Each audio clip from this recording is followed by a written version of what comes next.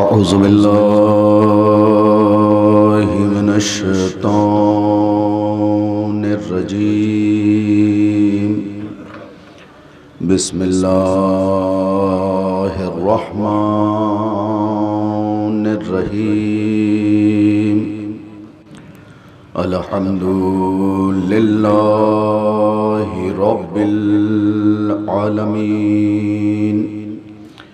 वस्सलातु वस्सलामु अला सय्यिदिल अंबियाइ वल मुरसलीन अला सय्यिदिना व नबिय्यिना शफीई ज़ुनूबिना तबीबी नुफूसिना हबीबी क़ुलूबिना बिल क़ासिम मुहम्मद वालिहि त्वय्यबीन त्ताहिरीन अल-मासूमीन अल-मज़लूमीन वलअनतुल्लाहि अला अअदाइहिम अजमईन गासिबी हुकूक़िहिम मुनकिरी फ़ज़ाइलिहिम व मनाक़िबिहिम व तशहिम व विलायतिहिम व असरारिहिम। अम्मा बादु फ़क़द क़ाल अल्लाहु तबारक व तआला फ़ी किताबिहिल करीम। बिस्मिल्लाहिर रहमानिर रहीम।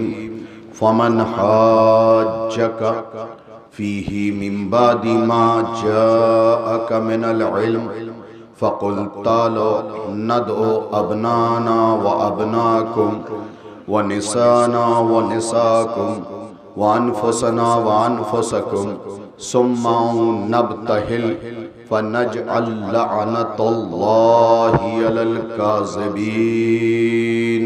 सलावत।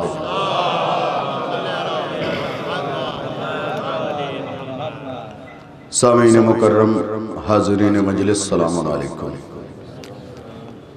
चंद मारूज़ात हक़ जनाब सैयदा के उन्वान से आपकी खिदमत में पेश करना मकसूद है। चूँकि ये महीना जमाद-उस-सानिया का महीना है और मैंने अपने आप में शाहिद भाई ये तय किया था कि इस महीने में जितनी भी मजलिस पढ़ूंगा गुफ्तगू हक़ सैयदा पे करूँगा, इसलिए कि हक़ सैयदा वो हड्डी है जो मुसलमानों के गले में अटकी हुई है। थोड़ा सा आप हजरात मेरा साथ देंगे।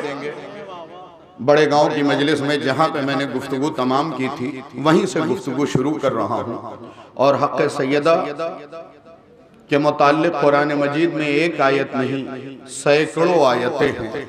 लेकिन इसको क्या किया जाए कि जो लोग बुग़्ज़ अली की ऐनक लगा के कुरान पढ़ रहे हों उन्हें हक़ सैयदा की आयतें नज़र नहीं आती। मैंने सूरह आले इमरान जो कि मौजूदा तरतीब के एतबार से तीसरे नंबर पे है, इससे पहले 2 सूरे हैं और इसके बाद 111 सूरे मजीद तहरीर किए गए हैं कुरान मजीद में। यह सूरा मदीने में नाजिल हुआ है। इसमें 20 रुकू, 3503 कलेमा और 14605 हुरूफ। इस सूरे की फजीलत अहले बैत अलैहिमुस्सलाम ने जो बयान की है कि जो भी सूरह आले इमरान की तिलावत करेगा मैदान महशर में ये सूरा उसके सर पे साया करेगा। डॉक्टर साहब इधर आ जाएं तो जरा लुत्फ आए, आपको भी इस तरफ आ जाएं।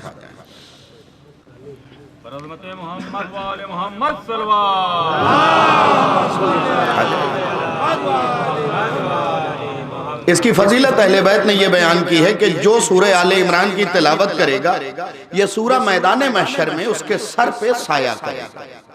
अच्छा, मैंने जब किताबों का मुतालिया किया तो मुझे साए ही 3 मिले। मुझे साए ही खुदा की कसम 3 मिले मैदान महशर में। सूरह आले इमरान का साया, आले इमरान का साया, आले इमरान के अलम का साया।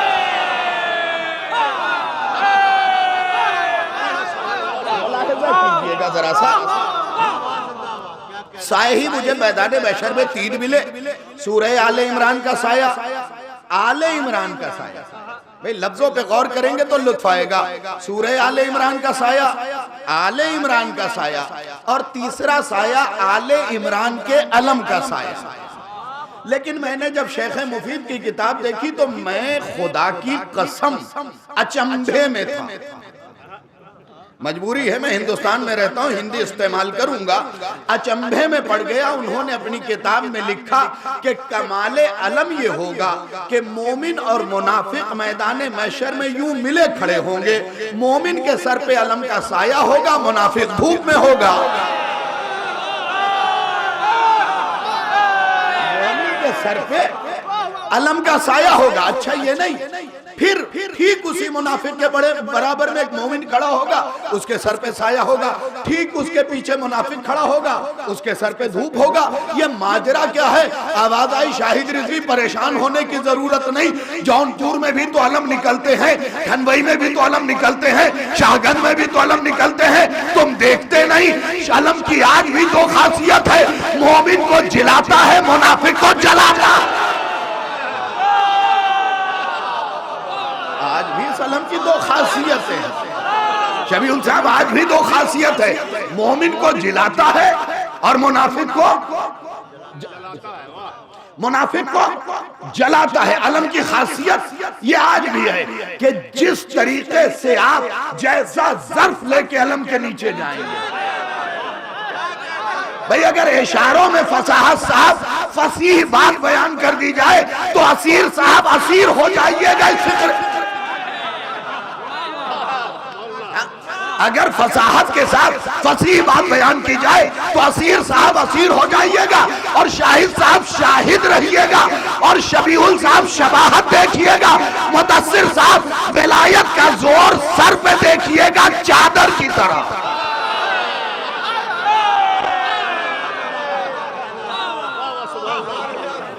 इसलिए कि हमारी कौम अल्हम्दुलिल्लाह मुज़म्मिल से भी जुड़ी है, मुद्दस्सिर से भी जुड़ी है। लेकिन अब इसको क्या किया जाए? बरादरान इस्लाम सिर्फ कमली को पकड़े हुए, यानी मुज़म्मिल को। मुज़म्मिल के माना होते हैं कमली वाला, कमली को कहते हैं मुज़म्मिल, और चादर को कहते हैं मुद्दस्सिर। लोगों को मुज़म्मिल याद रहा। अच्छा, नबी को ये दोनों लक़ब मिले। सुनिए जल्दी से, एक जुमले में बयान कर रहा हूं। सुन्नी किताब के जरिए सुन्नी लिखता है कि नबी को मुज़म्मिल का लक़ब तब मिला कि एक दिन घर में आए और कहा, खदीजा जल्दी से मेरे ऊपर कंबल डाल दो।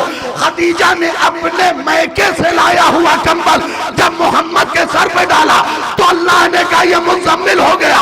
और जब फातिमा ने अपनी चादर ज़ौजा मोहम्मद के दोष पे डाला,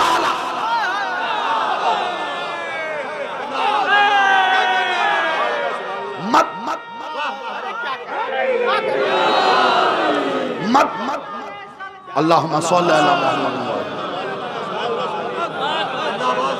मतलब सीधा सा ये है कि साहब कमली भी हमारी है, चादर भी हमारा है।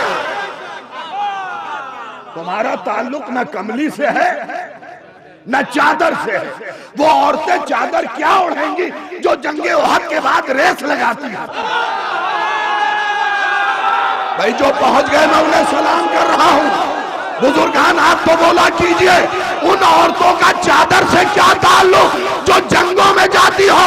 चादरें तो घर में रहने वाली औरतें हैं।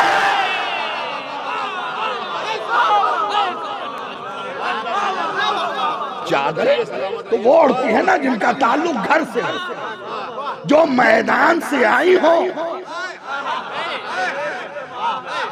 मैं इससे ज्यादा वजाहत नहीं कर सकता साहब। हाँ, तारीख उठा के देख लीजिए, दो किताबों का हवाला दे देता हूँ। एक किताब है फरहतुज़ ज़हरा, उसमें भी खानदान लिखा हुआ है, और एक किताब है मुक़द्दस अर्ज़वेली की हदीक़तुश शिया, उसमें भी खानदान लिखा हुआ है कि बकिया जो थी कहां से आई थी। एक जुमला मरहूम कर्रार हुसैन वाहिद साहब का याद आ गया। वो अक्सर पढ़ा करते थे, जो जहां से आता है वहीं जाता है। भाई जिन पुराने लोगों ने कर्रार साहब को सुन रखा वो तो जरा सर उठाए। जो जहां से आता है वहीं जाता है। वो आगे कहते थे तंजिया लहजे में, भाई मैदान से आई थी मैदान में चली गई। मैदान से आई थी, उठा के देख लीजिए, तारीख गवाह है। 3 कबीले घर वाले, बनु हाशिम साहिबे बैत, बनी किलाब साहिबे बैत, बनी सुकैफ साहिबे बैत, इसके अलावा 37 कबीले मैदान वाले। टोटल 40 कबीले थे, उन्हीं की शाखें थी। तो साहिबे बैत यही 3 कबीले। और रिश्ते जब भी बनु हाशिम ने जोड़े, घर वालों से जोड़े हैं। काश तवज्जो किया होता। अब इससे ज्यादा वजाहत नहीं हो सकती साहब कि बनु हाशिम ने जब भी रोशी रिश्ता जोड़ा है, घर वालों से जोड़ा, बाहर वालों से नहीं जोड़ा। जिनके पास घर मौजूद, बनु सुकैफ, बनी किलाब यानी हजरत अब्बास का नानियाल, बनु सुकैफ यानी मुख्तार का दादियाल। और ये भी बता दूं, मुगालता दूर कर लीजिए, हज्जाज इब्ने यूसुफ को भी सकफी लिखा जाता है, लेकिन ये बनी सुकैफ से था नहीं। ये याद रखिएगा। ये सिर्फ इसलिए कि कभी कभी क्या होता है, जब कोई बंदा बड़ी इज्जत पा जाता है ना, तो हर बेइज्जत अपना रिश्ता उससे जोड़ना चाहता है। पीछे वालों बात पहुंच रही है आप तक। हर बेइज्जत अपना रिश्ता जोड़ना चाहता है ताकि उसका नाम भी इज्जतदारों में आ जाए। लेकिन याद रखना, कुत्ता जमजम से भी नहा ले, शेर नहीं होता।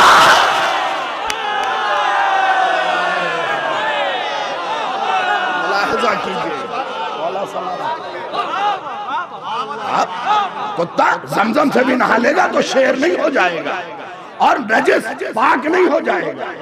ये याद रखिए, इज्जतें उसे मिलती हैं जो अहले बैत के दर पे झुक जाए। पहली फजीलत मैंने बयान कर दी, दूसरी फजीलत भी आप सुन लीजिए, और तीसरी फजीलत के बाद से हक़ सैयदा एक हिंदू की ज़बानी सुना।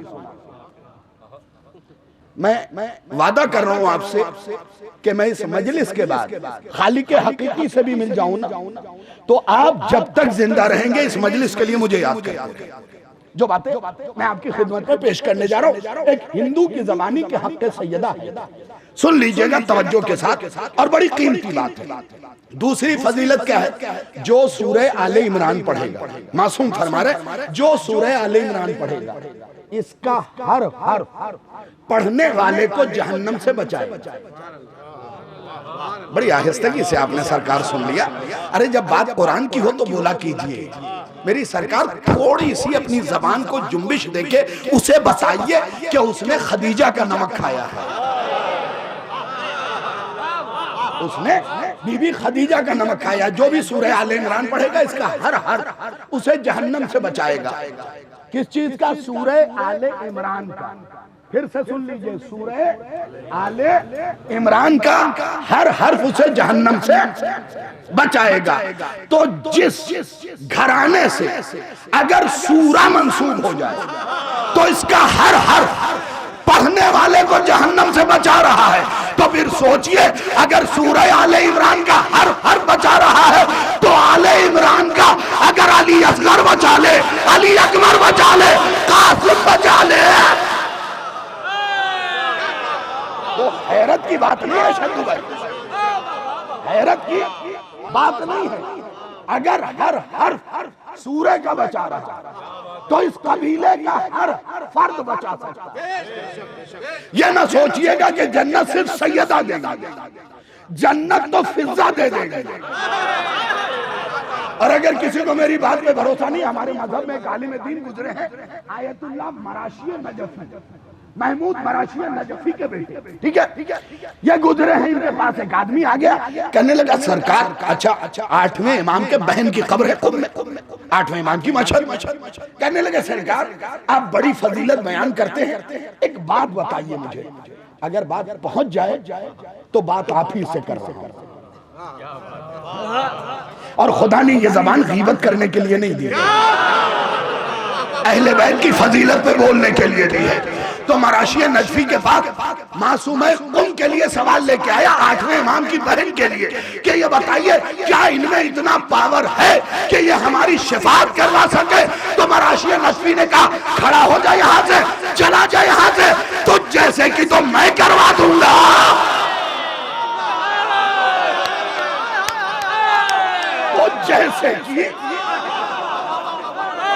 जैसे कि तो मैं करवा दूंगा।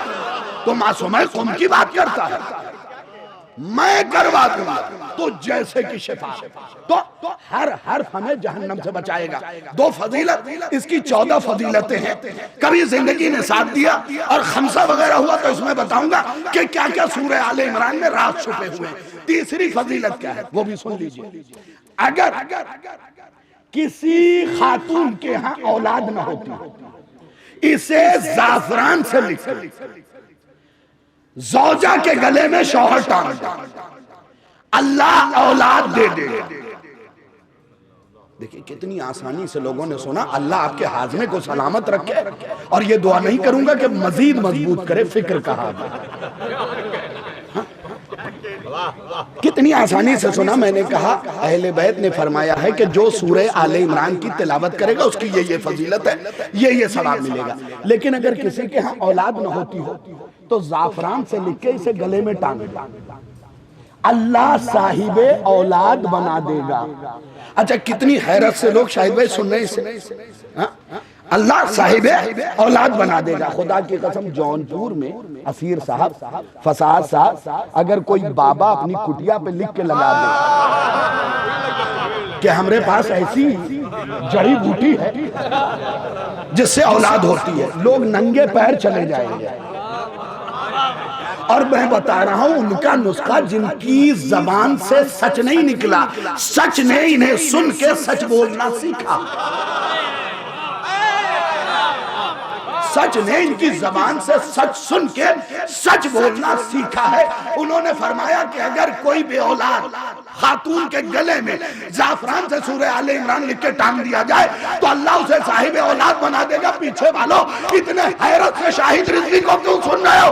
अरे आले इमरान भी अगर हाल ना दे तो कौन दे?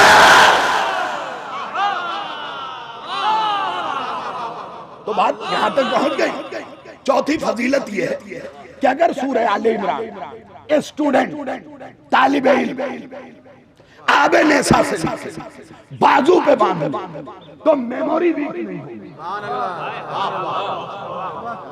ये अहले बैत के नुस्खे हैं, अमलियात की किताब में नहीं लिखे। ये अहले बैत के नुस्खे हैं, अमलियात की किताब में नहीं लिखे, या किसी बाबा ने नहीं लिखा। अगर आबे नेसा से लिख के बाजू पे बांध लिया जाए तो मेमोरी कभी खराब नहीं होगी, कभी वीक नहीं होगी। अब अगर जो लोग सलीके से तबर्रा सुन लेते हैं उनके लिए फिक्रा शाहिद रिजवी अर्ज कर रहा है, मेमोरी कभी वीक नहीं होगी, दिमाग कभी खराब नहीं होगा। सोचो अगर इनके घराने से मंसूब एक सूरा आबे नेसा से लिख के बाजू पे बांध ले, दिमाग खराब नहीं होता, तो जिस मोहम्मद के कल्ब पे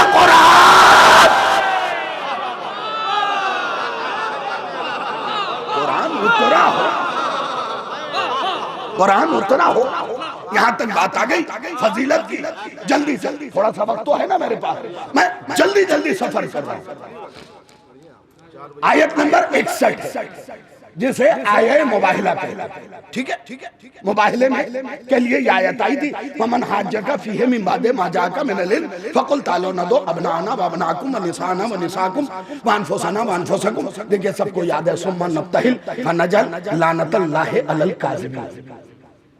आखिरी हिस्से का तर्जुमा कर रहा हूं, झूठों पे अल्लाह की लानत।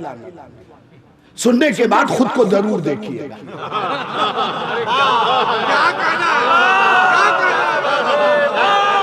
भाई पीछे वालों बात पहुंच गई।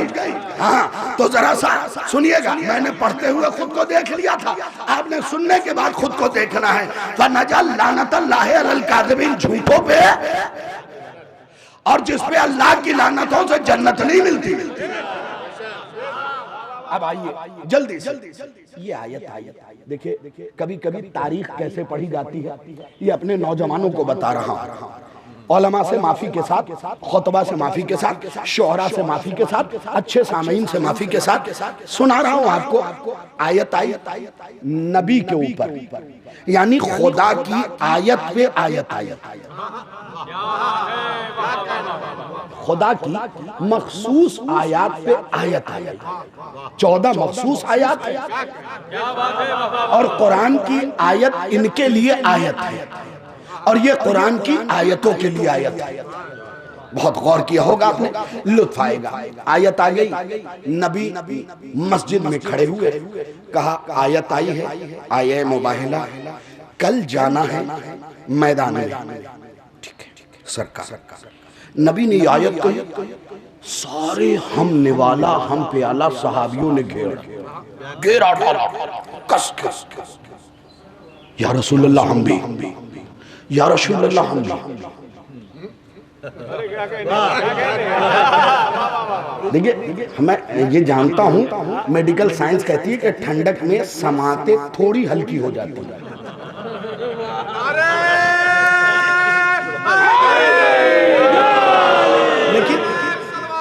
लेकिन ये अहले बैत की बात है, बस 5-6 मिनट आपको बर्दाश्त करना है। या रसूलुल्लाह हम भी, या रसूलुल्लाह हम भी, या रसूलुल्लाह हम भी, या रसूलुल्लाह हम भी, या रसूलुल्लाह हम भी, या रसूलुल्लाह हम भी। सबने घेर के कहा हम भी, हम भी, हम भी, हम भी, हम भी। रसूल ने कहा अरे भाई साहब, जिसका दिल चाहे। अखलाक के मुजस्समा थे, नजरें झुका के खड़े रहते थे, चेहरा झुका के खड़े रहते थे। सारे सहाबी टूट पड़े, हमने वाला हम पे आला, क्योंकि मैदान से ये बगैर जीते आते नहीं थे। सोचा बहुत माल मिलेगा, कहा हम भी, हम भी, हम भी, हम भी, या रसूलुल्लाह हम भी। रसूल ने सर झुका के कहा अरे जिसका दिल चलने के लिए हो, सारे के सारे चले, लेकिन कान खोल के सुन लो, वापस वही आएगा जो सच्चा होगा।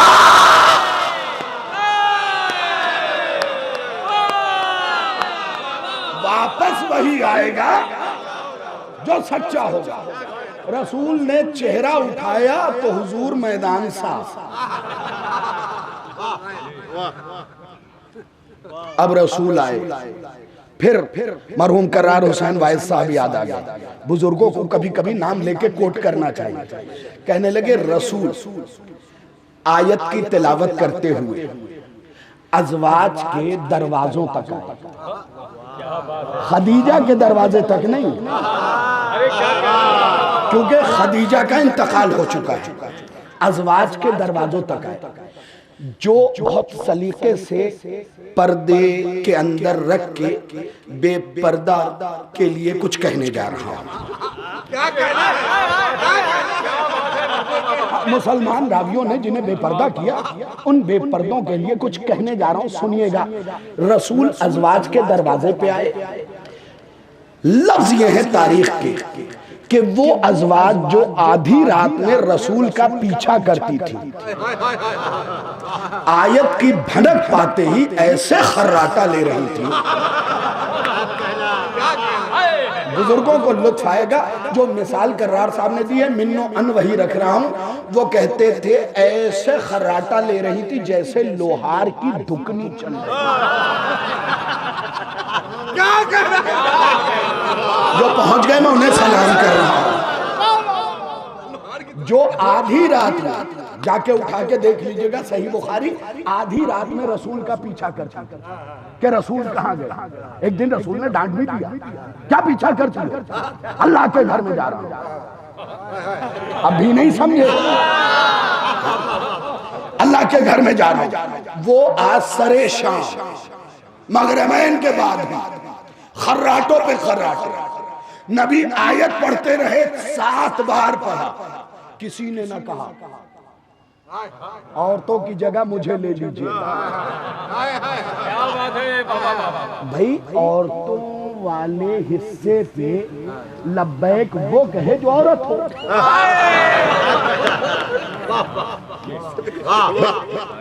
हुजूर मैं एक चीज बताइए, जरूरी तो नहीं कि चेहरे पे दाढ़ी हो तो मर्द ही हो।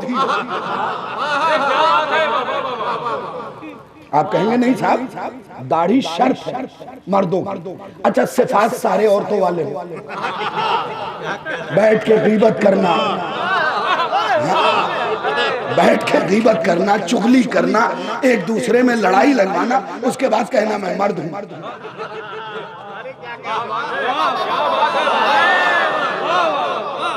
मर्दानगी भी हंसेगी, मर्दानगी भी हंसेगी। अच्छा, मुझे खुदा की कसम मसला ही नहीं समझ में आया। जिनकी दाढ़ियां थी, अगर जुमला पहुंच जाए तो खुदा की कसम बोल दीजिएगा, मेरी थकन चली जाए बंबई से यहां तक पहुंचने की। फिक्रा क्या है? जिनकी दाढ़ियां थी वो मैदान में रुके नहीं, और जो औरतें कहलाई वो मैदान में डटी रही।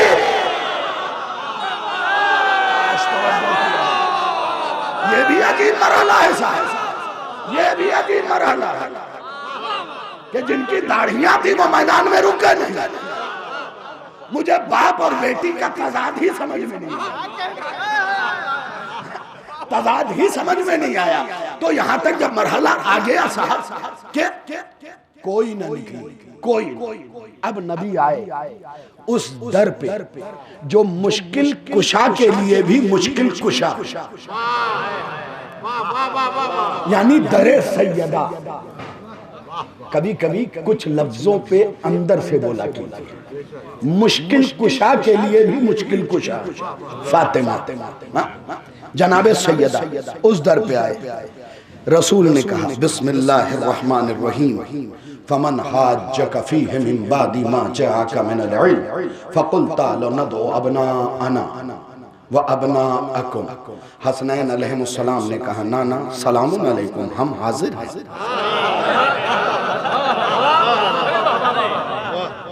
व निसाअना व निसाअकुम। जनाब सैयदा ने चादर सही करते हुए कहा, बाबा मैं हाजिर हूं।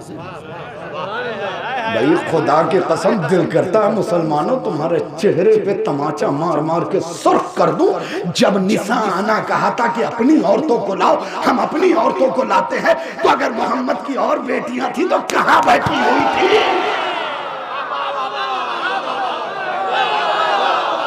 आज तो जमा का सेगा है मौलाना शब्दा, जमा का सेगा है।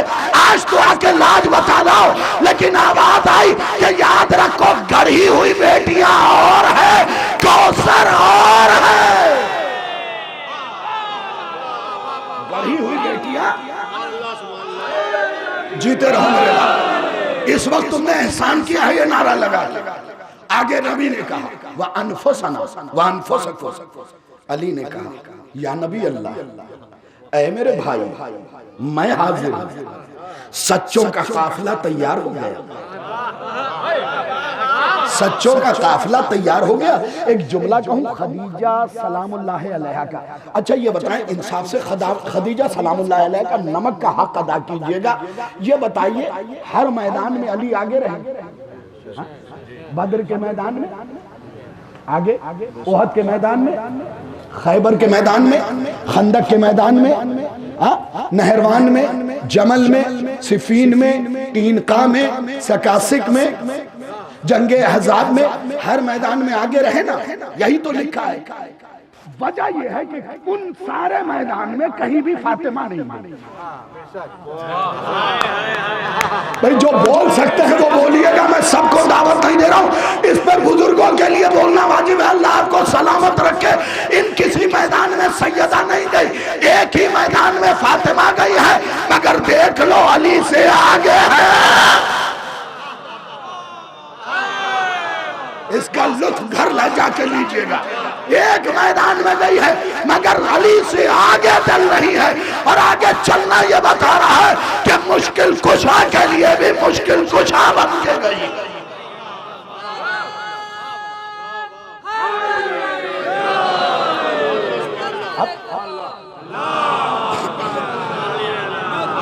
अच्छा पीछे जो बच्चे बैठे हुए, मेरे बच्चों बताओ मुबाहिला किससे? ईसाइयों से। शाबाश। आयत क्या आई थी? फनजअल लानतल्लाहि अलल काज़िबीन। बस करार दिया जाए, हम करार देंगे लानत अल्लाह, उस पे अल्लाह की लानत, अलल काज़िबीन किस पे? झूठों पे। ठीक है, बात हो गई। ये आयत किसके लिए आई थी? ईसाइयों के लिए। शर्त ये थी जो मजलिस में आएगा उसे मैं असीर साहब घड़ी दूंगा। मिसाल दे रहा हूं, बाद में आप मेरी गाड़ी रोक लें, सिर्फ मिसाल है। कि जो मजलिस में आएगा उसे घड़ी दूंगा। अब शाहगंज रास्ते में मुझे किसी ने रोका, मौलाना घड़ी दी। मैंने कहा बेटा आप मजलिस में आए ही नहीं थे। फातल शर्त फातल मशरूर, शर्त के फौत होने से मशरूर भी खत्म। बात मामला क्या था कि अगर मुकाबले पे रहे ईसाई तो हुए तुम झूठे और तुम पे होगी अल्लाह की लानत। फिर किया क्या ईसाइयों ने, जैसे ही सैयदा के चादर के कोने को जमीन पे खत खींचता हुआ देखिए, आप ये कहेंगे पंजतन को देख के लौटे नहीं, मोहम्मद से रोज बहस कर रहे थे, 40 दिन बहस हो चुकी थी। अली को मोहम्मद के पहलू में देख रहे थे, हसन को मोहम्मद की उंगली पकड़े हुए देख रहे थे, हुसैन को गोद में देखा, तो 4 चेहरे तो देख चुके थे। सलामत रखे, 4 चेहरे तो देख चुके थे, बस एक था उस चेहरे में देखने की हिम्मत आदम में नहीं है, तो ईसाई क्या देखेंगे। इसीलिए तो मैंने कहा जमीन पे खत खींचती हुई चादर को देख। ईसाई पादरियों ने फैसला किया, टैक्स दो जान छोड़ो। देखिए मैं बिल्कुल सादे लफ्जों में मजलिस पढ़ता हूँ, इल्म नहीं बगाड़ने की कोशिश करता। कुछ लोग इतने सख्त अल्फाज इस्तेमाल करते हैं कि बच्चे नहीं समझ पाते। ये बच्चे हमारा मुस्तकबिल है, मैं हमेशा इन्हें टारगेट करता हूँ कि ये समझ ले। तो क्या किया ईसाइयों ने, कहा ये रहा टैक्स, हम झूठे नहीं क्योंकि हम मुकाबले से हट गए। अब हुआ क्या, जब सैयदा पलटी तो आयत ने बीबी के रिदा के कोने को पकड़ा।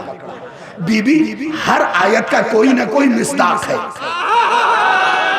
भाई खुदा के लिए हक सैयदा पे बोलिए, हर आयत का कोई ना कोई मिस्दाक है। मेरा मिस्दाक कौन है? सैयदा ने कहा इंतजार करो, एक दिन मैं दरबार में जाऊंगी।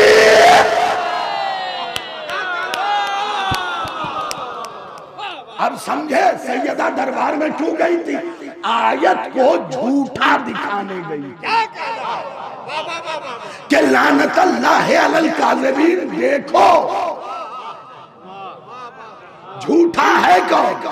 क्योंकि जो सिद्दीक़तुल कुबरा के मुकाबले पे आ जाए वो खानदानी झूठा है। लफ्जों पे गौर कीजिए। अब यहां से वो गुफ्तगू शुरू हुई कि लानत को रास्ता बताने आई थी कि आओ चलो दिखाती हूं झूठा कौन है। इसलिए कि ईसाई तो बच निकले थे टैक्स देके, जिजिया देके। जिन्होंने मुकाबला किया झूठे वो। अब जमाना अली का लक़ब चुरा के सिद्दीक कहता रहे, सैयदा के मुकाबले पे आके मुहर लगे कि तुम झूठे हो। आइए यहां से हक सैयदा उस हिंदू की जबानी सुनिए। नाम था उसका डॉक्टर जैन प्रसाद। तो हुआ यह था कि जब फर्स्ट लॉकडाउन में मुहर्रम पड़ा तो सुल्तानपुर में हुसैनिया नौतामीर अमहट में अशरा पढ़ रहा था। मैं सुबह के वक्त मेंबर मिल जाया करता था। तो उस साल इत्तेफाक ये रहा कि मौला ने सबसे छोटे नौकर की बड़ी नौकरी लगाई। वैसे तो मैं रबीउल अव्वल में हुजूर वापस चला जाता था। उस साल मैं जमादिल ऊला में 5 जमादिल ऊला को यूपी से लौटा। तो लखनऊ एयरपोर्ट से मेरी फ्लाइट थी आपको एयर इंडिया की। जब फ्लाइट बड़ी शर्तों के साथ खोली गई, कोविड का पर्चा होना चाहिए, ये होना चाहिए, तो वो सब बनवा के जब हमने फ्लाई किया तो एयर इंडिया की फ्लाइट जब ओपन थी तो उसमें खैर आपके इस न्याजमंद को टिकट मिल गया और मैंने बनवा के वहीं लखनऊ के एयरपोर्ट पे, उस वक्त इतना खूबसूरत नहीं बना था, तो खड़ा हुआ था हुजूर वाला। इत्तेफाक से मैंने देखा कि एक शख्स है जिसके माथे पे तिलक और बगल में उर्दू की किताब। तो अब साहब अंदर के मुफ्ती ने कहा कि शायद तिलक और उर्दू की किताब। तो अब डायरेक्ट जाके पूछ भी नहीं सकता था हुजूर, कि आप कौन? तो वो मंडराता रहा दाएं कभी बाएं, समझे शमील साहब, इधर उधर इधर उधर इधर उधर होता रहा। उसके बाद थोड़ा सा करीब गया, हिम्मत करके मैंने पूछा कि जी आप उर्दू से शौक रखते हैं, उर्दू का भी शौक रखते हैं? कहने लगे जी। मैंने कहा अच्छा, बहुत अच्छी बात है, मैं भी उर्दू तालिब इल्म। वहां से हम दोनों में थोड़ी सी गुफ्तगू शुरू हुई। बात शुरू हुई हुजूर गजल से। किससे शुरू? गजल से बात शुरू हुई। अच्छा, उन्होंने भी गालिब की कुछ गजलें सुनाई और मैंने भी क्या किया, मध के शेर गजल के चादर में रख के। तशना साहब, तशनगी दूर हो जाएगी। फिक्रा बड़ा कीमती है। तो मैंने भी मधा के अशार मुदस्सिर गजल की चादर में रख के उनके हवाले कर दिया। जो शेर मैंने सुनाया वो मुझे आज भी याद है। नौजवान अभी दाद दे रही है, तुम देख लेना, उस तरफ देखते रहो, फौरन दाद देंगे। मैंने जो उन्हें पहला मिसरा सुनाया था शद्दू भाई, वो मिसरा ये था कि प्यार फूल मकसूदे नजर हो तो चमन को देखो, प्यार जिससे भी करो उसके चलन को देखो। देखा, मैंने कहा था ना, मिसरे पहुंच गए नौजवानों तक मौलाना शब्बर साहब। फूल मकसूदे नजर हो तो चमन को देखो, प्यार जिससे भी करो उसके चलन को देखो। हो सकता है मेरे जाने के बाद अगर यहीं पर रुक जाऊं तो कुछ नौजवान कहेंगे कि बड़े मिजाजी मौलवी साहब हैं, बताइए कैसा शेर सुना गए कि फूल मकसूदे नजर हो। मैंने कहा मदह के शेर गजल की चादर में रख के मैंने सुनाए थे। फूल मकसूदे नजर हो तो चमन को देखो, अरे प्यार जिससे भी करो उसके चलन को देखो। मदह सुनिएगा, अरे देखना चाहते हो अल्लाह के नबी का बचपन, आओ आगोश मोहम्मद में हसन को देखो।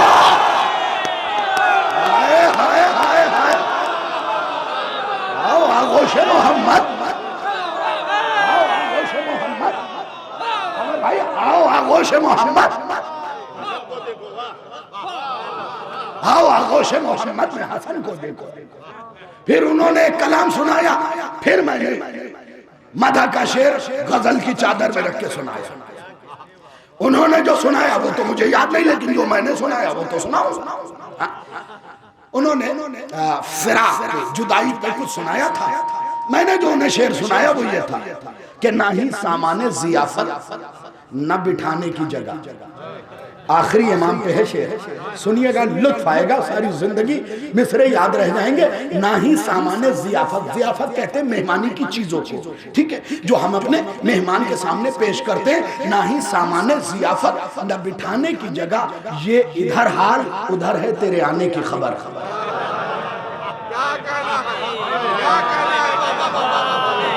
ये इधर हाल उधर है तेरे आने की खबर।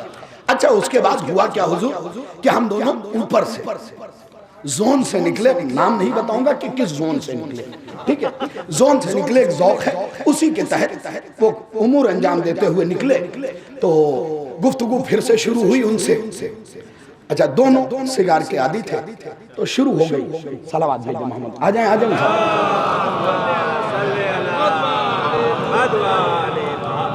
गुफ्तगू जो उसने शुरू की है, खुदा की कसम मेरे रोंगटे खड़े थे जितनी देर उसने बात की। 14 तबक नहीं, 114 तबक रोशन था, ऐसा मामला था। गुफ्तगू सुनिएगा। तो हम दोनों आके नीचे आए। 3 नंबर से मेरी फ्लाइट थी, 2 नंबर से उनकी थी। अच्छा, अजीब नंबर मिला था, क्या किया जाए। हाँ, तो फ्लाइट थी साहब। तो उस जमाने में हुजूर ये होता था कि 3 की सीट होती थी, इधर बैठते थे, इधर में बैठते थे और बीच में कट का निशान। यानी एयरपोर्ट वालों ने भी 3 पे कट का निशान लगाया था। हाँ हाँ, तो बहरहाल इधर उस तरफ वो बैठे, इधर मैं बैठा, और ऐसे नॉर्मल बात, मैं अपने गेट की तरफ देख रहा था, वो अपने गेट की तरफ देख रहे थे, बैठे साथ ही में थे। तो नॉर्मल बात होते होते उन्होंने एक जुमला कहा, हुजूर यहीं से शाहिद रिजवी को आप याद रखेंगे, क़िबला मेरी मौत के बाद भी ये फिक्रे उनके इतने कीमती थे। डॉक्टर जैन प्रसाद हैदराबाद में सेकेंड कोविड के बाद इस दुनिया को उन्होंने छोड़ा, लेकिन बहुत सी बातें मेरे साथ शेयर हुई। तो वो बात जो एयरपोर्ट पे शेयर हुई, वो मैं बैठा हुआ गुफ्तगू कर रहा था मौलाना कमर साहब, एक नॉर्मल बातें हो रही थी, अब दुनियावी बातें शुरू हो गई थी। अचानक उन्होंने कहा, रिजवी साहब आपको पता है सारा नुक्ता यही है और सारी मजलिस यही है। जो उन्होंने पहला जुमला कहा, कहने लगे रिजवी साहब आपको पता है, मैंने चौंक के मैंने सर उठाया, मैंने कहा जी, और उसके बाद फिर मैंने निगाहें नीचे कर ली। उन्होंने पलट के कहा, रिजवी साहब आप मुतवज्जे नहीं हुए, आपके दीन की बुनियाद इस्लाम के 4 खुतबों पे टिकी हुई है। सुनिएगा हजरात, खुदा की कसम खा रहा हूं, मिंबर पे सारी जिंदगी याद रखेंगे। कहते हैं आपके दीन की बुनियाद 4 खुतबों पे टिकी हुई है। अब तक जो मैं मुतवज्जे नहीं था, मैंने हैरत से उनकी तरफ देखा, मैंने कहा डॉक्टर जैन प्रसाद साहब आपने क्या कहा? मेरे दीन की बुनियाद 4 खुतबों पे टिकी हुई है। उन्होंने कहा मैं कह भी रहा हूं, मैं प्रूफ भी कर दूंगा। मैंने कहा कौन से 4 खुतबों पे? अब सुनिएगा, अगर ये सारा मजमा भी नहीं बोलेगा कोई फर्क नहीं पड़ता, मुझे इन फिक्रों पे फरिश्ते शौकत भाई दाद देंगे। उन्होंने कहा 4 खुतबों पे आपके दीन की बुनियाद टिकी हुई है। मैंने कहा कौन सा खुतबा? उन्होंने कहा पहला खुतबा, खुतबा ख़दीर। हाय हाय, अल्लाह जुम्मतुल्लाह, अल्लाह जुम्मतुल्लाह। बोलिएगा मेरे साथ, जो उन्होंने दलील दी है ना, हिंदू था जूती सीधी करता, इतना मजबूत अकीदा जल्दी मैंने शियों में नहीं देखा। सबकी बात नहीं कर रहा, लेकिन कुछ ऐसे हैं जो अब भी बीबी के मामले में टामक टोइयां मार रहे हैं। ना समझ लो, अहले बैत से मंसूब ग़िज़ा पे उंगली उठा रहे हैं। अरे पहले पद यात्रा निकालनी है तो महंगी शादियों पे निकालो। क्या आपको साफ सुन गया? अगर पद यात्रा निकलनी है तो महंगी शादियों पे निकालो, महंगे वलीमे पे निकालो, जिनमें तुम गरीबों को बुला के नहीं खिलाते हो।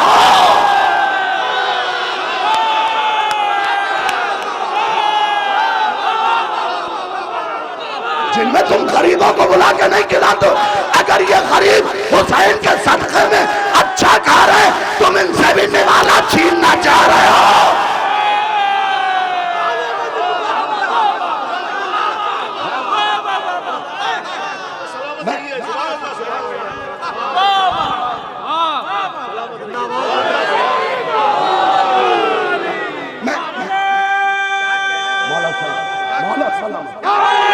मौला सलामत रखे। शहर जौनपुर के आजादारों, मौला आपको सलामत रखे। शाहगंज के रहने वालों, मौला आपको सलामत रखे। बिबला खुदा की कसम, लोग सिर्फ इस वक्त इस बात की आदि कौवा कान ले गए, कौवे की तरफ भागे जा रहे। पहले कान तो देख लो, वाकई ले गया है या नहीं। अब जरा सा जो मैंने हिसाब लगाया, सुनिएगा उस हिसाब को। दर्द अगर दिल में बहुत दिन से भरा हुआ था, सोचा था यही निकाल। आप इंसाफ से बताइए हुजूर वाला, हमारी कौम में 60% अफराद गरीब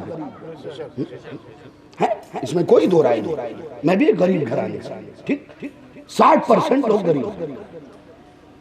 ये को आप अपने सो कॉल्ड वलीमे में नहीं बुलाते।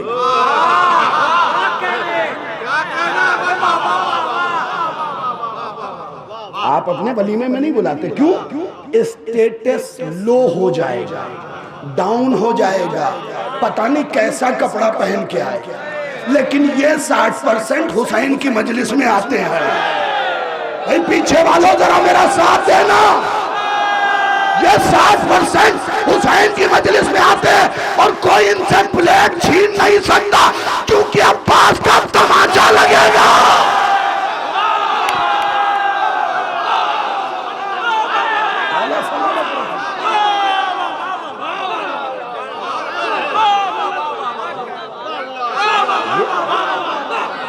ये आप जरा सा पॉजिटिव भी तो सोचिए। निगेटिव चीजों की तरफ जा रहे, पॉजिटिव भी तो सोचिए कि गरीबों को हुसैन के सदक़े में अच्छा खाने को मिल रहा है। अगर किसी चीज पे बात करनी है तो आइए जहेज से बात कीजिए।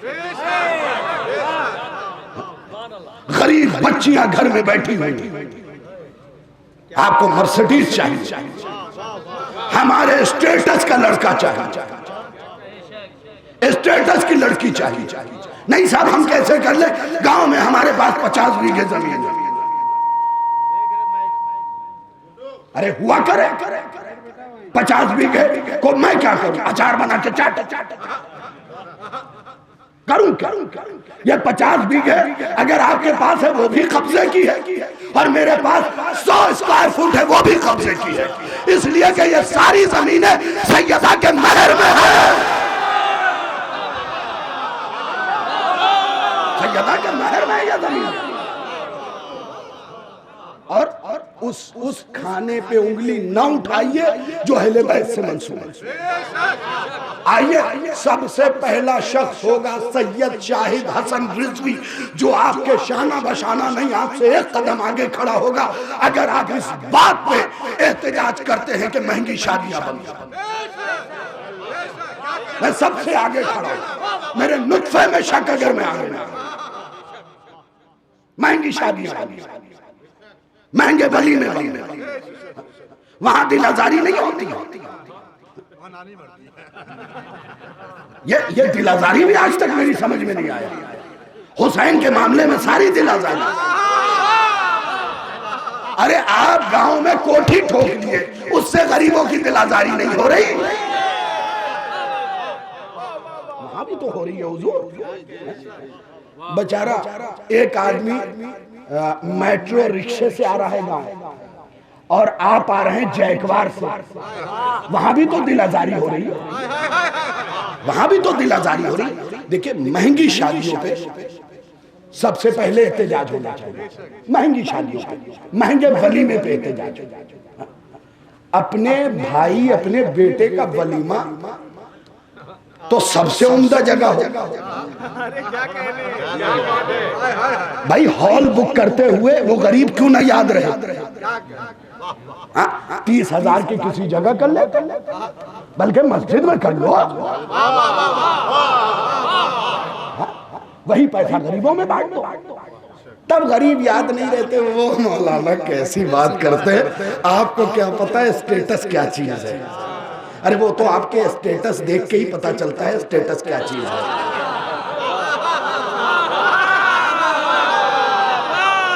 आपके फोन के स्टेटस से पता चल जाता है आपका स्टेटस क्या है।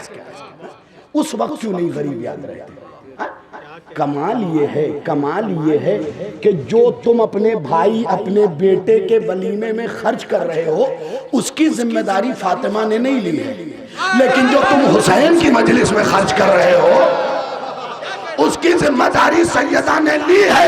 तो याद रखो, हम बनामे हुसैन खिलाते रहेंगे, क्योंकि हमारी दुनिया और आखिरत फातिमा के हाथ में है, सैयदा के हाथ में।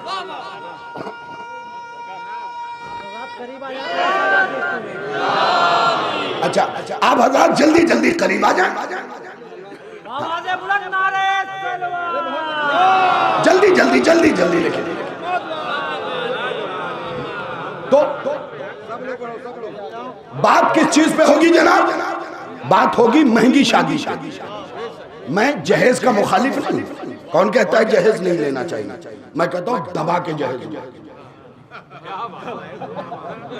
बंबई की भी तो लैंग्वेज यूज करूंगा साहब। जम के जहेज लो, जम के लो, जितना हो सके लो, महर पहले अदा कर।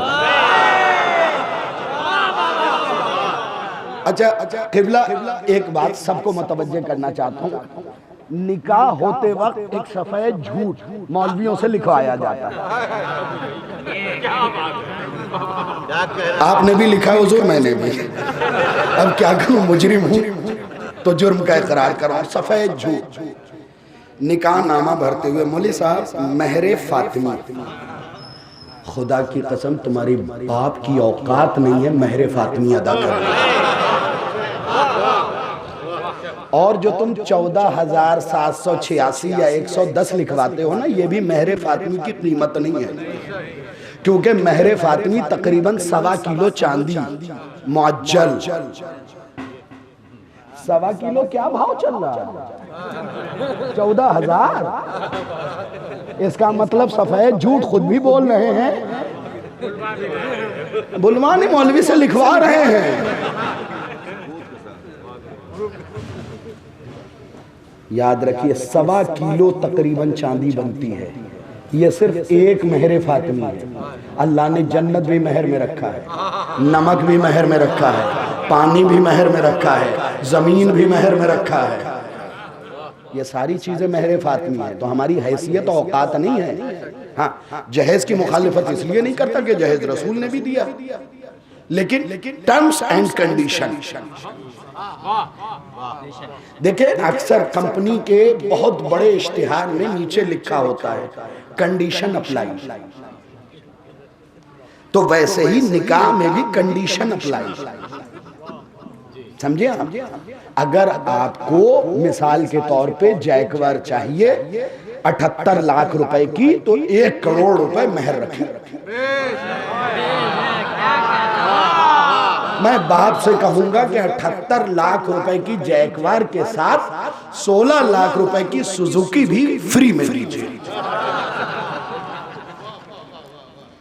मरहले हैं मेरे अजीजों, इसे याद रखिए। कभी भी उनकी तरफ ध्यान मत दीजिए। अहले बैत से जो मंसूब चीजें हैं ना, उसमें कोई कटौती नहीं। ये हम रह रहे हैं, ये अहले बैत का करम है, ये जमीन उनकी है। आप ये सोचते हैं कि सिर्फ तबर्रुक मजलिस के बाद जो बच रहा है वही है, तो मुगालता है आपका। एक जुमला पढ़ रहा हूं, पूरा जौनपुर इसे याद रखेगा, अतराफ के इलाके के लोग याद रखेंगे। हम ये सोचते हैं कि जो हम मजलिस के बाद खा रहे हैं वही तबर्रुक है, तो इस मुगालते से निकलिए। आप कयामत तक हर रूह रखने वाला जो कयामत तक खाएगा, ये सब अली असगर के लहू के कतरे का सदका है। गलत तो नहीं कहा, हजरत अली असगर के लहू के कतरे का सदका। अगर जमीन पे गिर गया होता अनाज न उगता, आसमान पे चला गया होता पानी न बरसता। तो इन चीजों जो भी हम खा रहे हैं ये सब तबर्रुक है अहले बैत के नाम पे। और लोग कह रहे हैं ये बंद कीजिए, वो बंद कीजिए। मुझे इससे बहस नहीं, तीजा चहलुम क्या, इस पे मैं कोई गुफ्तगू नहीं करता। No comments. बिल्कुल। उसमें एक साहब ने अपना दर्द बयान किया कि मजलिस के लिए लोगों को जमीन बेचनी पड़ी। बहरहाल ऐसा अफराद मुझे तो नहीं मिले, लेकिन फिर भी मैं कहता हूं अगर बनामे हुसैन खिलाने के लिए तुम्हें जमीन बेचनी पड़े तो बेचो। शाहिद रिजवी कोई दलील है? एक भूखा आया था दरे फातिमा, फिर फातिमा ने अपना हार बेचने के लिए भेज दिया था। है वाकया उसका? बातों को समझिए। अगर खिलाने वाली कौम ये नारा उठाएगी, भाई हजरत अबू तालिब ने हजरत अली की विलादत पे 3 दिन वलीमा खिलाया। शेख अब्बास कुम्मी ने हुजूर यही तो लिखा है, 300 ऊंट, 1000 बकर, 1500 दुम्बियां ज़िबा की।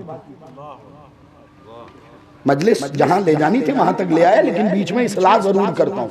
300 ऊंट, 1000 बकर, 1500 दुम्बियां, 10,000 रितल रोटी, ये 3 दिन वलीमा खिलाया था हजरत अबू तालिब ने। शेख अब्बास कुम्मी ने लिखा है कितने ऊंट ज़िबा किए? 300। किबला एक ऊंट जिसपे वो बैठ के अली से लड़ने आई थी। मुझसे आप थी की उम्मीद न कीजिएगा। हाँ, जो अली से लड़ने आई थी, मैं नजले में भी इसे थी कहता हूं। मैंने कहा मैं हालत नजले में, अगर मुझे नजला भी हो जाए तो भी मेरी जबान से थी कभी नहीं निकला। थी इसलिए कि जो अली के मुकाबले पे आ जाए वो इज्जत घर छोड़ के आता है। तो शेख अब्बास कुम्मी ने लिखा कि इस ऊंट की कीमत 200 दीनार। कितनी? 200 दीनार। और 1 दीनार इस वक्त 76,000 का है। सोने, 1 दीनार 10 ग्राम सोना 76,000, 50,000 से भी पकड़ो तो ऊंट की कीमत 1 करोड़। अबू तालिब ने कितने ज़िबा किए? अभी तुमने खिलाया क्या है? सिर्फ ऊंट की कीमत, वो भी मैं कैलकुलेशन बता रहा हूं, वैल्यूएशन नहीं। ये शाले अज़ा 100 रुपए का है। अगर इससे मैंने हुसैन की जरी साफ कर दी, ये है इसका वैल्यू बुजुर्गा, ये है वैल्यू। तो वो ऊंट जिस पे बातिल बैठ के हक से लड़ने आए, उसकी कीमत 200 दीनार। तो अबू तालिब के ऊंटों की कीमत क्या होगी? 300 करोड़ तो सीधा सा हिसाब है कम आंक के। कमाल है, लोग किबला 2 लाख रुपए 4 लाख रुपए महफिल में खर्च करके कहते हमने अब के महफिल की 4 लाख रुपए खर्च किए हैं। अबू तालिब ने एक दिन में 300 ऊंट, और न कहा किसी से कि मैंने अली के आने की खुशी मनाई है। और हैरत की बात हुजूर सुनिएगा, बड़ा कीमती जुमला है। शिबली नोमानी अबू तालिब को गरीब लिख रहा है। किस्मत फूटी मेरी। असीर साहब, मैं खुदा की कसम तारीख का असीर था, इस जुमले के बाद आजाद हो गया। लिखा क्या कि अबू तालिब गरीब थे। अच्छा, गरीब थे। 300 ऊंट ज़बह करने वाला 1000 बकरा। बकर का तर्जुमा नहीं करूंगा, सूरह बकरा से समझ लीजिए। हुकूमत खतरनाक है। 1500 दुम्बियां, 10,000 रितल रोटी, ये सब खर्च करने वाला गरीब। अब मैं दुआ मांग रहा हूं, आप सब आमीन कहिएगा, लेकिन दाद के साथ। ए मेरे अल्लाह, अगर इसे गरीब कहते हैं तो ऐसा गरीब जौनपुर के हर शिया को बना दे। अगर इसे गरीब कहते हैं तो उन्होंने दलील क्या दी? का अबू तालिब के गुर्बत की दलील ये है कि अबू तालिब कसीरुल अयाल थे, अली को मोहम्मद ने पाला रहम खाके, क्योंकि औलाद बहुत ज्यादा थी, गरीब थे बेचारे, नादार थे, इसलिए अली को मोहम्मद ने पाला। तो मैं एक सवाल करूं खनवई वालों आपकी खिदमत में, क्योंकि आपके इलाके के अदद बनते हैं 92, 92, और 92 अदद है मोहम्मद। तो थोड़ी सी वफादारी दिखा दीजिएगा। बड़ा कीमती फिक्रा है। जनाबे वाला दलील क्या दिया कि चूंकि कसीरुल अयाल थे, और आप देख लीजिए ना, अली को मोहम्मद ने पाला। तो है शिबली नोमानी कब्र के गड्ढे में कान खोल के शाहिद रिजवी का, खदीजा के नमखार का ये फिक्रा सुन ले। अबू तालिब गरीब थे, कसीरुल अयाल थे, नादार थे।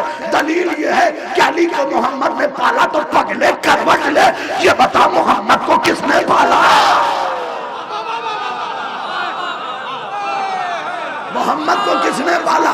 तो तुम्हारे उलमा ने यह लिखा है, जो जिसके काम से आता है उसके ताम की जिम्मेदारी उसी पे होती है।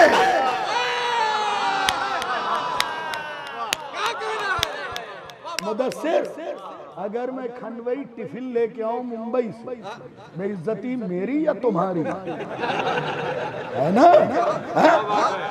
पूरा जौनपुर कहेगा साहब आपने बेइज्जत कर दिया।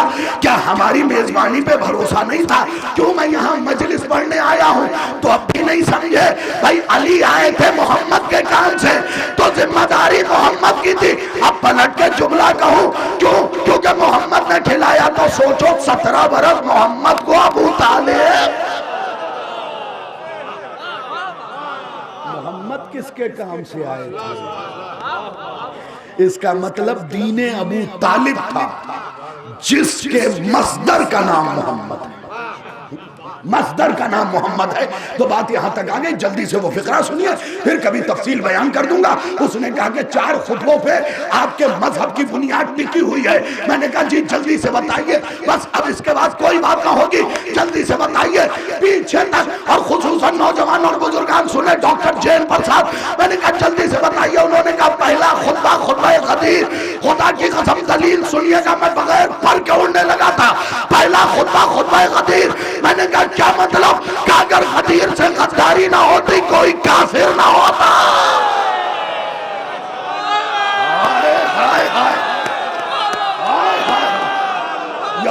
आली।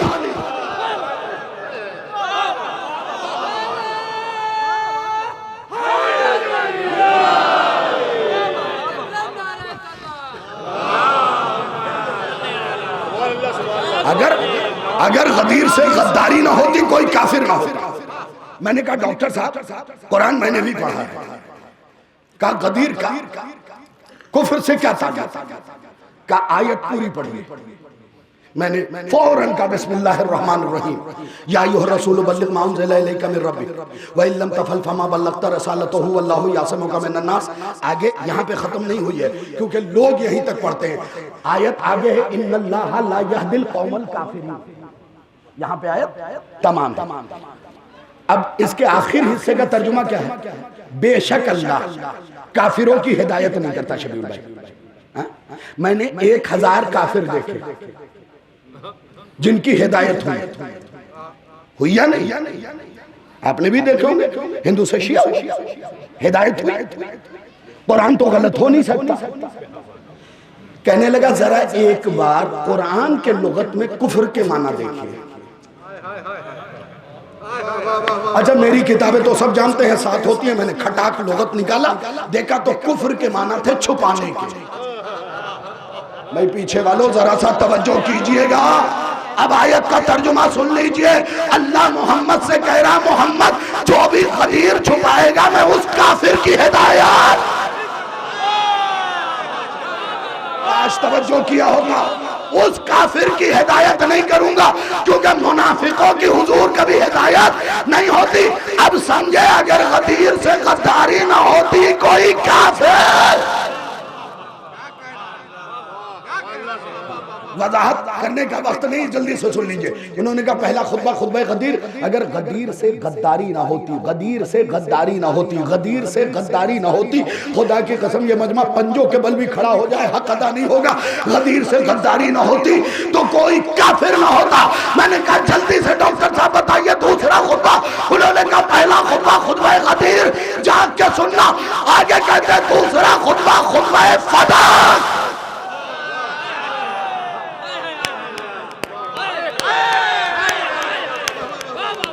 खुदा की कसम तबर्रे के फिक्रे सुनिएगा।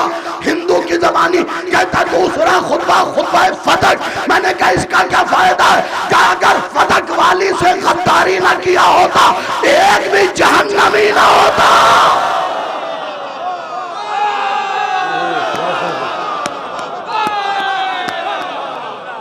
मैंने कहा अच्छा सवाल भी क्या? मैंने कहा ये बताइए फदक का जहन्नम से क्या ताल्लुक? अगर खुतबा फदक से गद्दारी ना होती एक भी जहन्नमी ना होता। मैंने कहा बात समझ में नहीं आई। बड़ा अच्छा जानकार था।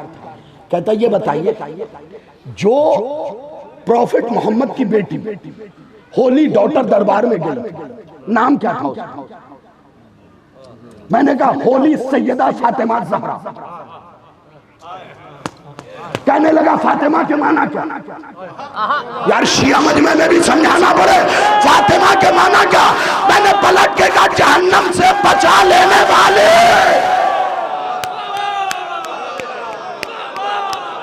मौला सलामत रखे। कहा अगर फातिमा से गद्दारी ना होती एक भी जहन्नमी। सुनिएगा तशरीह का वक्त नहीं है, मजबूरी है मेरी। फिक्रा सुन लीजिए। पहला खुतबा खुतबा गदीर, अगर गदीर से गद्दारी ना होती कोई काफिर ना होता। दूसरा खुतबा खुतबा फदक, अगर फदक वाली से गद्दारी ना किया होता एक भी जहन्नमी ना होता। अब मैं बैठ ही नहीं सकता था, मैं खड़ा हुआ। मैंने कहा तीसरा खुतबा। उसने पलट के कहा तीसरा खुतबा खुतबा ज़ैनब।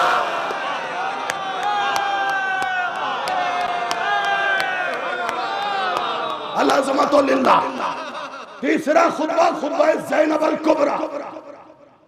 ये न सोचिए कि आप ही जानकार हैं, आपको बहुत सी कौमें पढ़ रही हैं। तीसरा खुतबा खुतबा ज़ैनब अल कुबरा। मैंने कहा इस खुतबे ने क्या किया?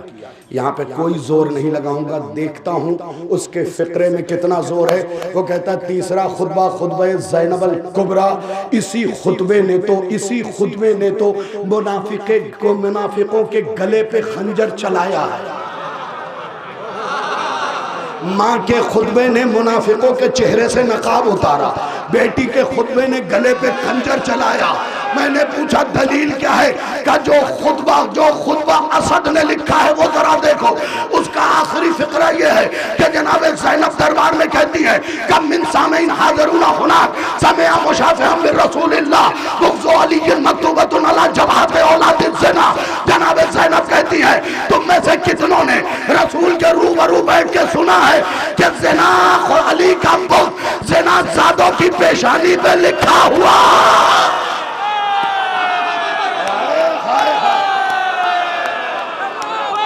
कितनों ने रसूल के रूबरू बैठ के सुना?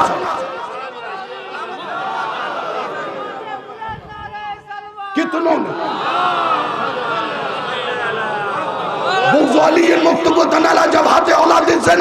अली का ज़िनाज़ादों की पेशानी पे लिखा होता है। अब तक जिन बंदों ने हाथ में उठाया फिक्रा सुन ले, ज़िनाज़ादों की पेशानी पे लिखा होता है। अभी ज़ैनब ने यह जुमला कहा अबर्रत अरफ़ात अल-आइदी व अमर्रत अल-जवाहिर। नारे के सारे दरबारियों ने अपना हाथ उठाया पेशानी से।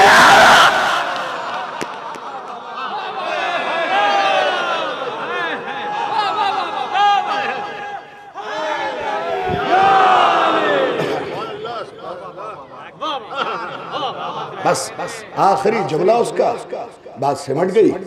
बड़ा कीमती फिक्रा है, थके हुए तो नहीं है। हाँ?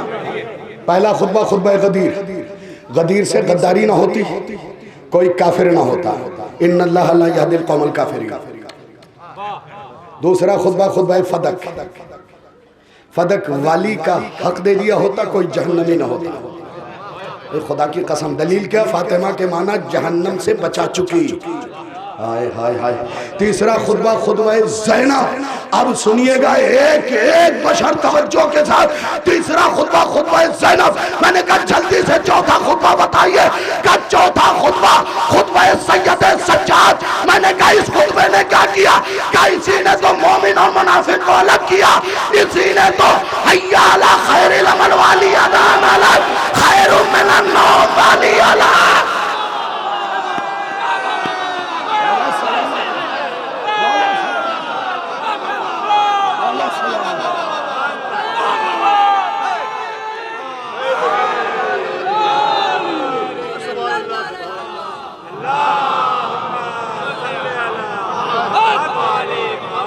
आमादा बस इतने में कान में आवाज आई, मुंबई जाने वाली फ्लाइट बोर्डिंग के लिए आमादा हो चुकी।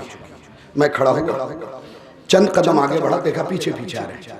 मैंने कहा डॉक्टर साहब आप बैठे, आपकी फ्लाइट मेरे बाद है। उन्होंने कहा आपके इस्लाम में जाते हुए को चंद कदम छोड़ना।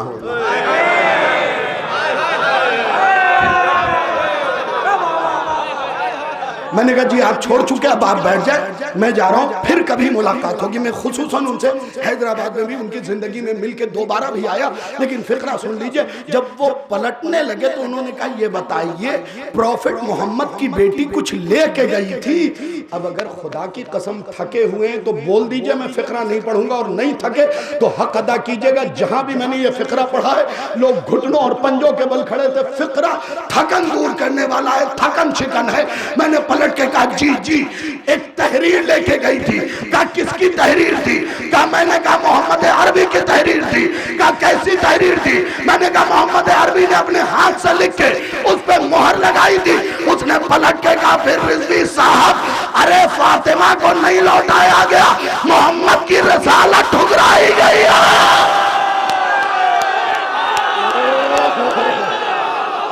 मोहम्मद की रसालत ठुकराई गई है, तहरीर नहीं फाड़ी गई, मोहम्मद की रसालत के टुकड़े किए गए। मोहम्मद की रसालत के टुकड़े किए, तहरीर नहीं फाड़ी। फातिमा को नहीं ठुकराया गया, रसूल की रसालत को ठुकराया गया। किन हालात में वापस आई है? हुसैन की अम्मा। मैं नौजवानों ये वसीयत और नसीहत दोनों करता हूँ, कभी शर्मा के मत रोना और कभी बुतूल के कातिलों के लिए दिल में नर्म गोशा हो। खुदा की कसम, आज जब पारा चिनार के हालात पढ़ता हूं, सर काट के चौराहों पे रखा जा रहा है। जुर्म क्या है? सैयदा सच्ची है। क्या जुर्म है इसके अलावा? क्या जुर्म है इसके अलावा? मुझे बताएं खनवई के मामले में। यही तो कहते हैं अली के बच्चे सच्चे, मजलूमों का गम मना रहे हैं, दस्ते अदब जोड़ रहा हूं। सैयदा के कातिलों के लिए कभी नरम गोशा न रखी। याद रखिए, जो खदीजा का खून जिगर पी के हमारे ना हुए,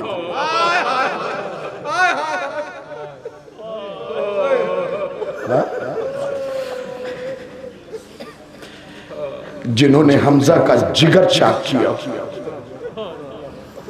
जिसने रसूल को जहर दिया, जिसने रसूल की आंख बंद होते ही फातिमा का दरवाजा जलाया, हम उनसे क्या उम्मीद करें? छोटे छोटे बच्चे मार रहे हैं। हमारी कौम कभी पूछा करती थी, मौलाना किस जिगर से हुरमुला ने तीर मारा? आओ देखो ना, पारा चिनार के बच्चों को देखो। अगर उनकी मोहब्बत में आज ऐसे मारे जा रहे हैं, क्या है उन बच्चों के दिल में? जनाब अली असगर की मोहब्बत ही तो है।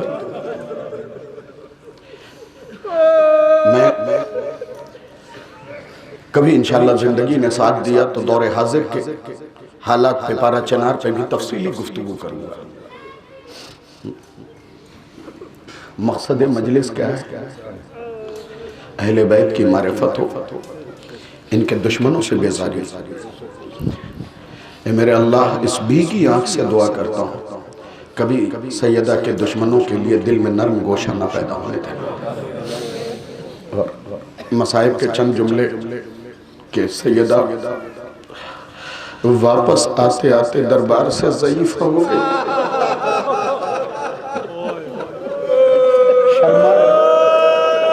शर्मा के न रोया करो,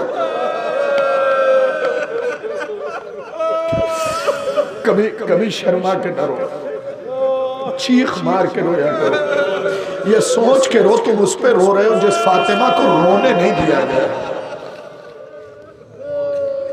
तुम्हें पता है,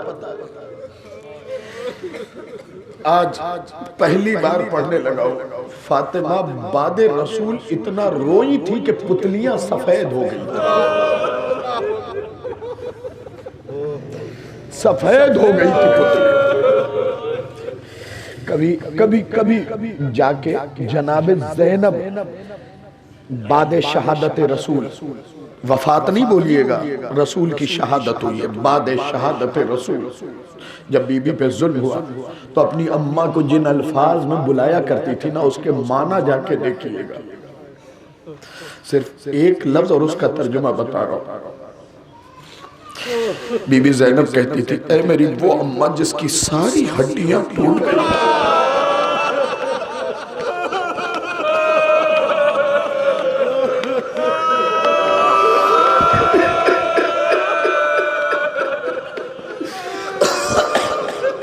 यही हक गिरिया है। पीछे वालों इतनी ऊंची आवाज में रोया करो। अरे सैयदा पहलू पे हाथ रखे हुए आवाज देती थी, बाबा।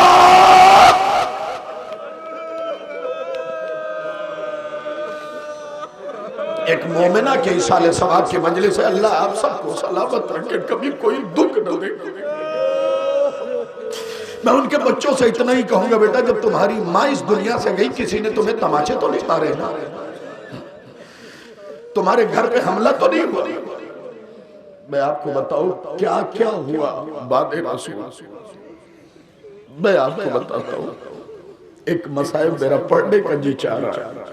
जब सैयदा को दफना के रात की तारीकी में, बल्कि दफना के नहीं, मैंने गलत कह दिया, अभी भी मुझे माफ कर दीजिएगा। जब अली फातिमा को छुपा के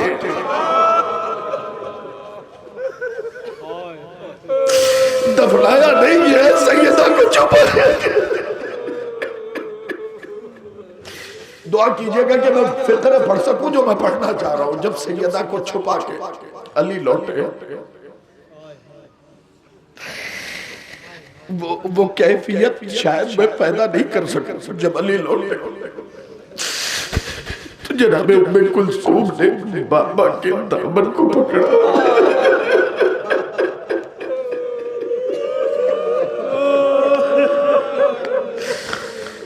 नहीं, आपकी चीखें क्यों नहीं निकली पता है? पता है, सन 4 हिजरी में इमाम हुसैन की विलादत, सन 6 में जनाब ज़ैनब की, और सन 8 में तकरीबन जनाब उम्मे कुलसूम, सन 11 हिजरी में सैयदा की शहादत है। 3 साल की थी जनाब उम्मे कुलसूम जब मां का फिक्रा सुन लीजिए। अली के दामन को पकड़ा। हाफिज किफायत हुसैन साहब पढ़ा करते थे, अली के दामन को पकड़ के कहा, बाबा क्या अम्मा दोबारा नहीं आएंगे? ए बाबा, आप हमारी अम्मा को मिट्टी में छुपा के चले आए।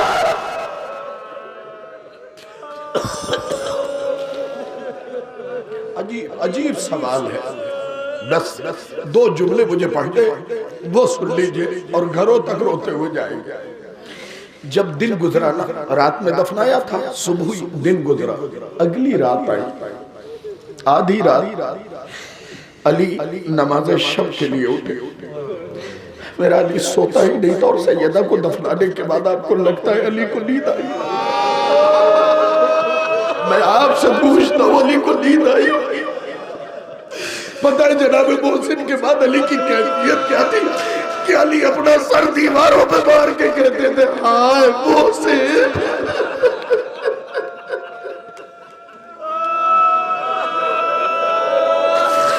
अल्लाहु अकबर। सिर्फ फिक्रा सुन लीजिए, अजीब अंदाज के मसाइब। सबसे ज्यादा सख्त कौन सा मरहला होता पता है? जनाजा जब तक रखा हुआ ऐसा लगता है घर में भरा हुआ घर। जनाजा जब जाता है ना, इसका एहसास आपको कब होगा? जब 10 मुहर्रम को आप ताजिया लेके चले जाते हैं, होता है ना एहसास, उजाड़ सा लगता है, अपना घर वीराना लगता है। अरे सैयदा का जनाजा लेके अली चले गए। जब लौटे अली चीख मार मार के रो रहे, ए भाई मोहम्मद, ए हबीब खुदा।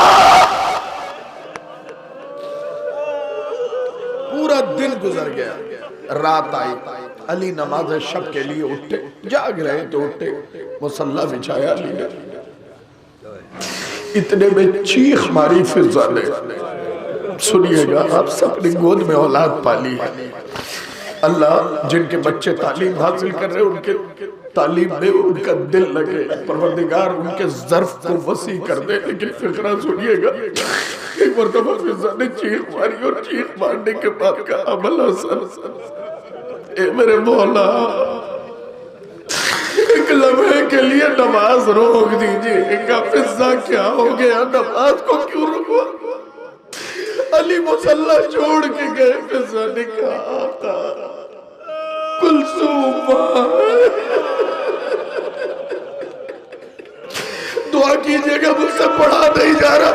आका कुलसूम है, ज़ैनब है, हसन वहां बैठे हुए, पूरे घर में हुसैन नजर नहीं।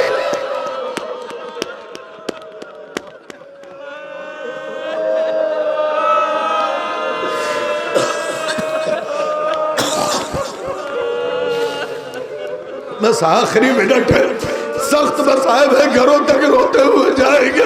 पूरे घर में मुझे हुसैन से मिल गई। अली दौड़े, जल्दी से जुल्फ़कार लिया, मदीने में तलाश करना, नौजवानों सरों सीना प्यारा न करना, मदीने में तलाश करना शुरू किया। अब जो आए क्या देखा, जन्नतुल बकी में अम्मा के कब्र में रुखसार रखे, तेरे अम्मा हुसैन को नींद रही है।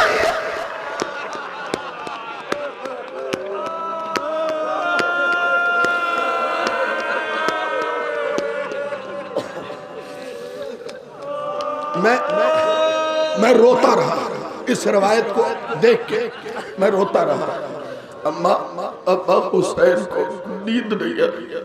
हुसैन बातें कर रहे, माँ के कब्र पे रुखसारा रखे, ज्यादा उम्र भी हुसैन की जाहिरन नहीं है, रुखसारा रखे, अब्बा मुझे नींद नहीं आ रही, अब्बा हुसैन की सांसें रुकी हुई है, बस महसूस कीजिएगा। लेकिन रिवायत के फिक्र ये हाफिज किफायत हुसैन साहब फरमाया करते थे, दुआ कीजिएगा ये फिक्र पड़ सकूं कि जब हुसैन की आवाज सुनी ना, अली चीख मार के खाक पे बैठ गए। किसी ने पूछा या अली उस दिन आप खाक पे क्यों बैठ गए थे? क्या हुसैन कब्र से फातिमा से बातें कर रहा था? लेकिन मुझे हैरत इस बात पे नहीं, हैरत इस बात पे कब्र सैयदा से रोने की आवाज,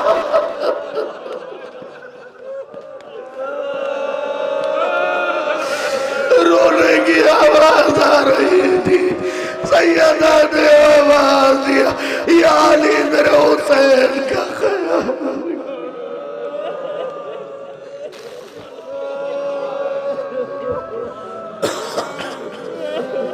माबूद हमारे इन आंसुओं को कबूल फरमा, इन आंसुओं को रुमाल सैयदा में जगह मरहमत फरमा, इन आंसुओं को हमारी बख्शिश और शफाअत का जरिया बना। ए मेरे अल्लाह जो बीमार है बहक बीमार करबला शफाए कुल्ली इनायत फरमा। ए मेरे अल्लाह जो मकरूज है उनका कर्ज गैब से अदा फरमा। ए मेरे अल्लाह हम सबको हमारी ज़िंदगी में जनाब सैयदा सलामुल्लाह अलैहा की कब्र की ज़ियारत के शरफ से मुशर्रफ फरमा। ए मेरे अल्लाह तुझे वास्ता मोहम्मद वाले मोहम्मद का, तुझे वास्ता शहदा का, स्वादिकीन का, स्वालिहीन का, फाइजीन का, करूबीन का, नबीन का, इज़्ज़ मोमिनीन का, जिस मरहुमा के इस सवाब के लिए मजलिस मुनक़िद की गई उसे जवार मासूमा में जगह इनायत फरमा, उनके लफ्ज़िशों को दरगुजर फरमा, सगीरा और कबीरा को माफ़ फरमा। ए मेरे अल्लाह अहले खाना को सब्र जमील इनायत फरमा, बच्चियों को सब्र जमील इनायत फरमा, बच्चों को सब्र जमील इनायत फरमा। ए मेरे अल्लाह तुझे वास्ता मोहम्मद वाले मोहम्मद का, सब मिल के आमीन कहिएगा। इनमें से जिनके दिल में भी करबला मौला जाने की, Najaf Ashraf, Kazmain, Mashhad मुक़द्दस, Samarra, जन्नतुल बकी, जन्नतुल मौला और तमाम अतबात आलिया की ज़ियारत का ज़ौक़ हो, मेरे अल्लाह इनमें से किसी को भी उस वक्त तक मौत न देना जब तक ये अपनी आँखों से मशहद मुक़द्दस, काज़मैन, सामर्रा, जन्नतुल बकी, जन्नतुल मौला, नजफ़ अशरफ और तमाम अतबात आलिया की ज़ियारत न करें। ए मेरे अल्लाह जब हमें ये शरफ से मुशर्रफ कर देना तो हमारे कान को इस काबिल बना देना, अगर हमें मौत आ जाए तो हम कब्र में भी अपने इमाम की आवाज़ को सुन लें। अपनी ज़बान में ये सलाहियत हमारी ज़बान में पैदा कर देना कि हम उस आवाज़ पे लब्बैक की आवाज़ बुलंद कर सकें। ए मेरे अल्लाह जब इतना करम करना तो इतना और करना। आप सबकी तरफ से दुआ मांग रहा हूँ कि जब इमाम की आवाज़ को सुने और लब्बैक कहते हुए खड़े हों तो हमें इस तरीके से कब्र से निकालना कि हमारे कांधे पे बरहना तलवार हो और हमारी निगाहें जनाब सैयदा के कातिलों को तलाश कर। ए मेरे अल्लाह हमें हुज्जत के उस लश्कर में रखना जो कत्ल अइम्मा का बदला लेने वाला लश्कर। ए मेरे अल्लाह तुझे वास्ता मोहम्मद वाले मोहम्मद का, तुझे वास्ता शहदा का, स्वादिकीन का। ए मेरे अल्लाह जहाँ जहाँ भी जालिमों ने जुल्म ढाया उन सब जालिमों को नीस्त और नाबूद फरमा, मजलूमों की मदद फरमा। ए मेरे अल्लाह खुसूसन पारा चिनार के मोमिनीन की हिफाजत फरमा। ए मेरे अल्लाह तुझे वास्ता मोहम्मद वाले मोहम्मद का सीरिया में जो हुकूमत इस वक्त कायम हुई उसे नीस्त और नाबूद फरमा और वहाँ के शियों की हिफाजत फरमा। ए मेरे अल्लाह अतबात की हिफाजत फरमा। ए मेरे अल्लाह तुझे वास्ता मैं अपने नौजवानों से गुजारिश करूंगा कि देखो तुम महाज पे खड़े नहीं हो, तुम ये समझते हो, मेरी ये गुजारिश आने वाले नस्ल तक पहुंचाइएगा और दौरे हाजिर में अपने मैसेज के जरिए बकिया लोगों तक पहुंचाइएगा। लेकिन तुम मीडिया के मैदान में खड़े हो, अपने स्टेटस को पारा चिनार के मजलूमों से भर दो। अपने इंस्टाग्राम पे पारा चिनार के मजलूमों के लिए 2 लाइन ही लिखो, लेकिन लिखो, कुछ नहीं लिख सकते उर्दू में लिख दो कि हम पारा चिनार में होने वाले जुल्म की मुखालिफत करते हैं, हम एहतजाज करते हैं। देखो मसला इस चीज का नहीं कि तुम यहां बैठे बैठे क्या कर रहे हो। एक परिंदा था बाबील, उसने किया क्या था, मीलों दूर से पानी फेंक रहा, आग के करीब भी नहीं गया था क्योंकि मीलों जो है लपटे झुलसा देता, और दूर से जहां पे आग की लपटे नहीं आ रही थी वहीं पानी पटक देता। जब उससे पूछा गया कि भाई तेरा पानी तो आग पे जा भी नहीं रहा, कि कल जब इब्राहिम और नमरूद की तारीख मुरतब होगी तो मुझे इब्राहिम के साथियों में लिखा, कम से कम इतना तो करो यार। ये अजीब दौर आ गया है, बर्थडे विशेष नहीं भूलते हो, न जाने कहां के दोस्त को भी बर्थडे विश कर रहे हो। हम शिया याद रखना एक कबीले के लोग हैं, एक फैमिली की तरह। कहीं भी जुल्म हो रहा है हमारे ऊपर, हमारी जरूरत है कि हम आवाज उठाएं। तो बस इतनी ही गुजारिश है कि यहाँ बैठे हुए मोमिनीन अगले मोमिनीन को मुतवज्जे करें। ये सबक की तरह बस सुना और भूल गए नहीं, अमल कीजिए इस पे। जो जैसी चीजें यूज करता है, एक 6 महीने का बच्चा भी जब महाज दीन पे आएगा तो उसमें एक मुजाहिद की सलाहियत पैदा होगी, याद रखें। और एक 96 बरस का बुजुर्ग भी अगर दीन के महाज पे खड़ा है तो उसमें लड़ने का जज्बा होना चाहिए। अगर हम गैबत इमाम में तलवार नहीं उठा सकते, अपनी जबान तो चला सकते, अपने कलम को तो हरकत दे सकते। बस इतनी गुजारिश थी और इसी को पूरा करने की कोशिश कीजिएगा। मुल्तमिस हो के 1 मरतबा सूरह अल-हम्द और 3 मरतबा सूरह इखलास की तिलावत फरमाकर मरहुमा रुकैया बानो बिनते अली मुल्ला खान मरहूम की